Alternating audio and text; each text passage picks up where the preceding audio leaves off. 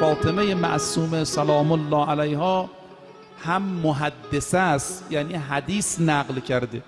این حدیث من کنت مولاه فعلی مولاه، حدیث های دیگری درباره ولایت از ایشون نقل شده. هم شفیع است، یعنی مقام شفاعت داره.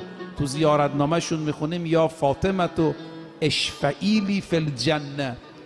هم مهاجر است، یعنی هجرت کرده به خاطر خدا از مدینه. خب ایشون برادرای زیادی تو مدینه داشت، به خاطر امامش مهاجرت کرده. یعنی ویژگی های ایشون هجرتش، شفاعتش، مقام محدثه بودن و حدیثش، عبادت و عفافش، و از همه مهمتر مبارکه است، باعث برکته. خب شما ببینید در این شهر قم چقدر بزرگان، شخصیت ها به برکت حضرت معصومه سلام الله علیها رشد کردن.